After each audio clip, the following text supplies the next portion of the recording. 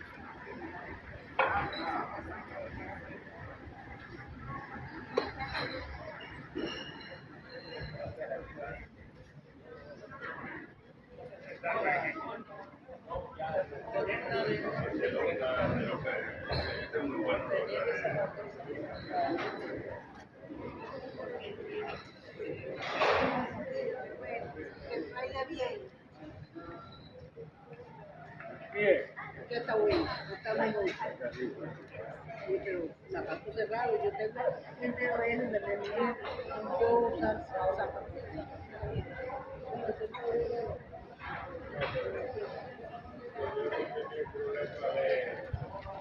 El mío no fue de zapatos cerrados y nada, sino que me quemé con agua caliente. Sí, sí, ¿Ya está Palma aquí? aquí. ¿Usted de la Palma dónde es? Ahí digo ayer. Ya. Eso que se de Don Roberto. Porque, de la familia Javier. Luego no de Caracas. Pero bueno. Ayan, naingay po sila masyado kaya hindi na lang tayo magsasalita.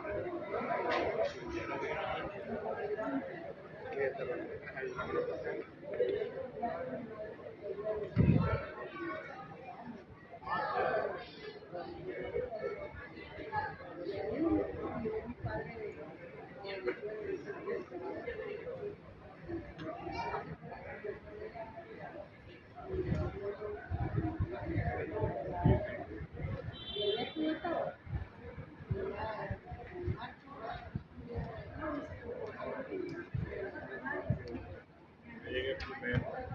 Yo fui aquí 6.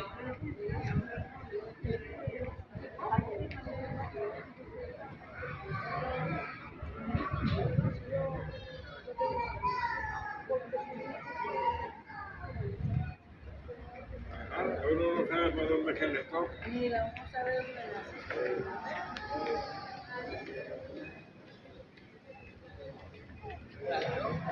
está cayolada, está cayolada. No.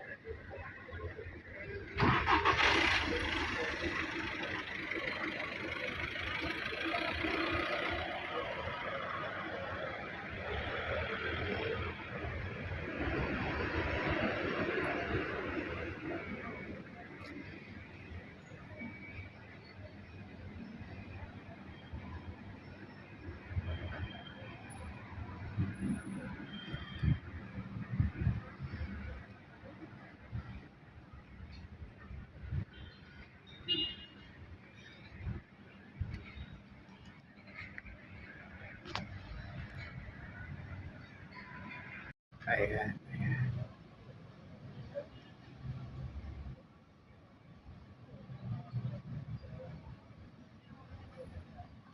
Samahan nyo lang ako mga kapatid. Dito lang tayo. Mag-abang lang tayo dito ng ano.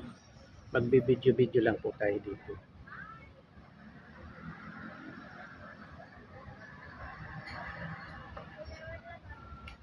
Ayan po.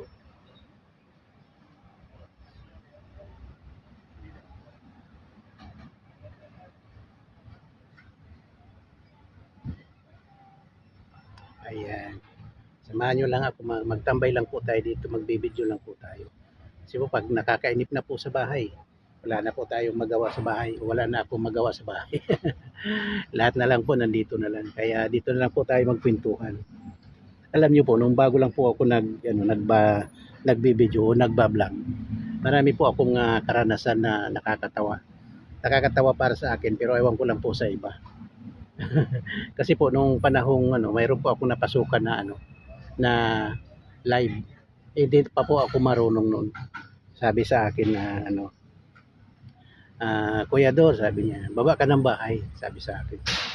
Dahil hindi ko alam kung ano ang ibig sabihin ng baba ka ng bahay, hindi ako kumibo. At saka hindi ako binigyan ng ng moderator, yung kulay asul, hindi po ako binigyan yan, kaya hindi ko rin po alam kung ano ang gagawin ko. Tapos nakinig lang ako. Inulit-uli, mamaya-maya inulit-uli. Kuya Dor, baba ka ng bahay. So, ang ginawa ko, bumaba po ako, lumabas po ako doon sa sa live na yun. Kasi baka ako pinapaalis nila ako kasi baba ka ng bahay ang sabi, ibig sabihin bumaba ako sa bahay, umalis ako sa bahay nila o kung saan man ako nandun. Kaya yun, bumaba po ako, umalis po ako. Tapos kinuwento ko po yun sa kinuwento ko po sa misis ko na mayroon ako napasukan. Tapos sabi sa akin, baba ako ng bahay. Tapos sabi ng misis ko, ha, bakit ganun? Bakit ka pinababa? Sabi ko, hindi ko rin po alam Hindi ko rin alam, sabi ko sa misis ko. Ano po yun, nung pumasok po ako, mga bandang, yung bandang tanghalian. Tapos inong bandang hapon, mayroon na namang naka-live. Bandang hapon na. Sabi ko, ayan, mama, sabi ko dun sa misis ko, mayroon na naman akong naka-live dito. Sabi ng mama, ng misis ko, pasok ka, sabi niya. Di pumasok na naman ako doon sa live na yun. Tapos gano'n na naman, nung sabi sa akin, Kuya Dor, baba ka ng bahay. Sabi ko sa misis ko, nako mama, ayan, sabi na naman sa akin, baba daw ako ng bahay. Tapos siyempre, inisip ko kung ano ang ibig sabihin ng baba ka ng bahay, kasi nga, bakit ganun lahat ang sinasabi nila? So, sinabi ko doon sa naka-live, mabuti na lang yung naka-live, lalaki. Kaya, ibig sabihin, mas para sa akin, dahil lalaki din ako, madaling kayo magkaintindihan. Tinanong ko siya, sabi ko, ano bang ibig sabihin ng baba ka ng bahay? Sabi niya sa akin, magbaba ka ng bahay, magbaba ka ng link mo, sabi sa akin. Ha? Sabi ko, nako, paano ba ako makakapagbaba ng link? Hindi ko naman alam yun kung paano. Hindi ko alam kung paano ako makakapagbaba ng link. So, nanahimik lang ako doon, basta na nandun lang ako. Tapos dahil hindi ko nga alam kung paano magbaba ng link, tinuruan ako, sinabi nung nag-live. Tulungan niyo si Kuya Ador kasi hindi alam kung ano ang ibig sabihin ng link. So, tinulungan ako, mayroong isa siyang kasamahan doon na tinulungan ako kung ano ang gagawin, kung paano magbaba ng link. Tapos yun, nagbaba sa katagalan, pero hirap na hirap talaga ako dahil nga alam mo na, may edad na tayo. Nung panahong kabataan ko, wala pang computer. Wala pang YouTube, wala pang kahit yung Facebook, wala pa yan nung araw. So hindi ko alam kung paano ang gagawin. Kaya yun, nung matuto na ako, sabi ko, ganun pala ang magbaba ng link. Ganun pala ang magbaba ng kung paano ang gagawin, kung paano magbaba ng link. Hanggang sa natutunan ko. Pero nakakatawa kasi nga, nung una sabi sa akin, baka ng bahay, lumabas ako doon sa kanyang live.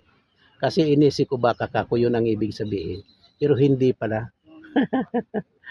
Ay nako. Ang hirap talaga ng may edad ka na tapos hindi mo alam kung ano mga dapat mong gawin. Kaya yun, nakakatawa na nakakainis ba? Kasi kapag hindi mo maintindihan yung mga sinasabi, katulad ngayon, marami rin pa akong mga hindi maintindihan sa video. Marami pang mga bagay-bagay na gusto kong matutunan.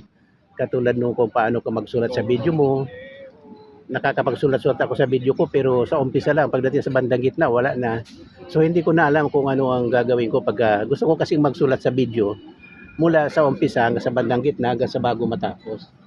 Yung mga ganun po ba, yung kung magagawa mo yung mga gusto mong gawin. Pero hindi ko pa magawa. Gusto ko ngang matuto. Sana mayroong makapagturo sa akin paano ang gagawin. Kaya, yan. Ah, mamaya magkwentuhan na naman tayo. May mga lumapit po kasi dito. Mamaya-maya po.